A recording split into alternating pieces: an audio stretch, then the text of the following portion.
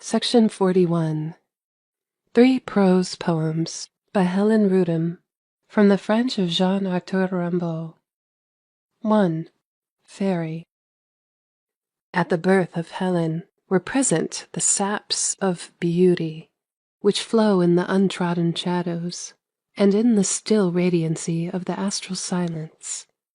The burning heat of summer was confided to songless birds, the indolence of summer to a bark made of griefs beyond price, moving through bays of dead loves and faded perfumes. This was after the time of woodcutters singing to the sound of the torrent in the ruined forest, the tinkling of sheep bells in the echoing valleys, the cries of the steppes. For the childhood of Helen, the thickets and the deep shadows trembled, the heart of the poor and the legends of heaven were stirred. Her eyes are more lovely than all shining things. Cool airs that pass move not so lightly as Helen dancing.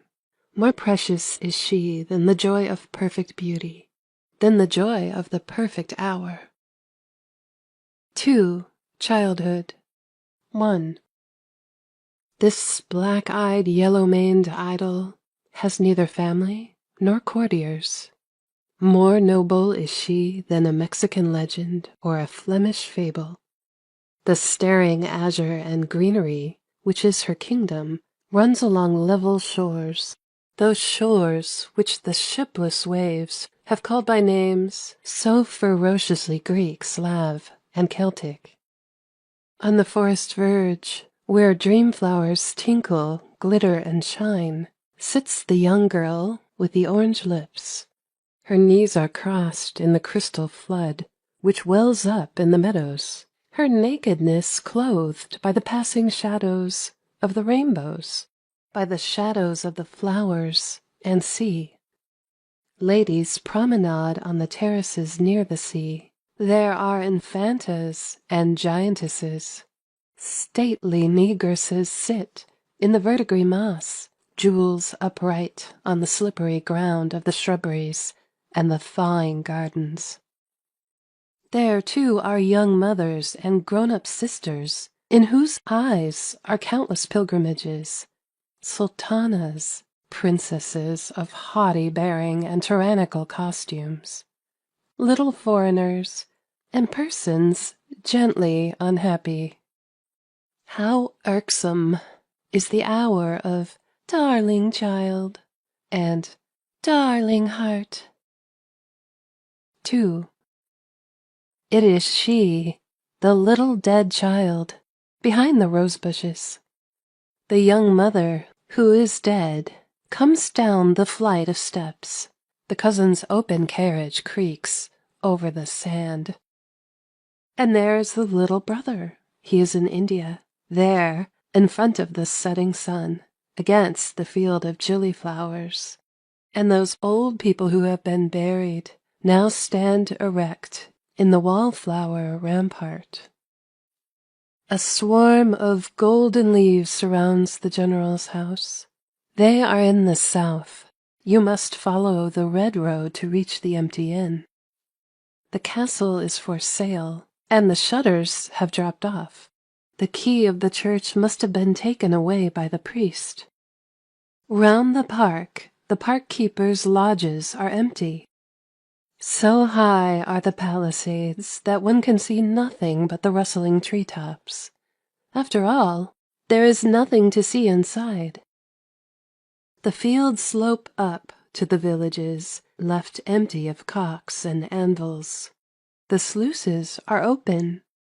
Oh, the cavalries and the windmills in the desert, the islands and the hayricks.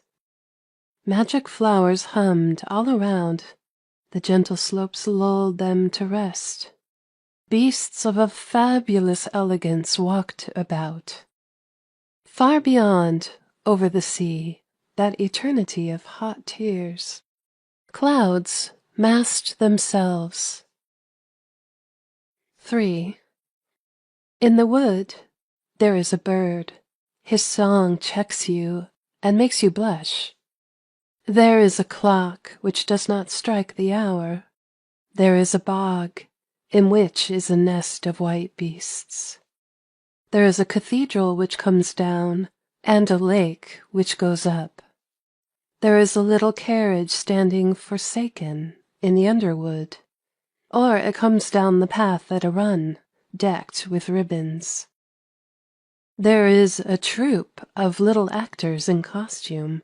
One just sees them on the road which skirts the wood. And last of all, if you are hungry or thirsty, there is someone who chases you. 4. Finally, sing the praises of this whitewashed tomb with its bands of cement in relief deep under the earth. I sit with my elbows on the table. The lamp throws a bright light on these journals and uninteresting books. What an idiot I am to reread them. Far, far above my subterranean drawing room, the houses are taking root, the fogs are gathering. The mud is red or black. Monstrous town. Unending night. Not so high up are the sewers. Round about me, nothing but the density of the globe. Perhaps gulfs of azure, wells of fire. Perhaps it is on these plains that moons and comets, seas and fables meet each other. In my hours of bitterness, I imagine balls of sapphire, of metal. I am master of the silence. Why is there a patch of palest light in the corner of the vaulted roof, as though from an air shaft? 3. Dawn. I have held in my arms the summer dawn. Nothing stirred yet in front of the palaces. The waters were still. The shadows had not yet left their encampments in the woods. I walked, awaking the brisk warm winds, and precious stones gazed at me, and wings rose around me noiselessly. My first adventure was in a footpath already covered with splinters of fresh pale light, where a flower told me her name. I laughed at the waterfall which twisted its ragged way through the pines. At the silver summit I espied the goddess. Then one by one I lifted her veils. In the glade, by a movement of my arms. In the plain, where I denounced her to the cock. In the town she fled from me amongst the bell towers and the domes. Running like a beggar over the marble quays, I pursued her. I caught her at the top of the road, near a laurel grove, and through her heavy veils I just felt the weight of her immense body. Dawn and the child fell at the foot of the wood. When we awoke, it was noon. End of section. This recording is in the public domain. End of Wheels, the first cycle. Recording by Newgate novelist Algie Pug, Eva Davis, and Nemo.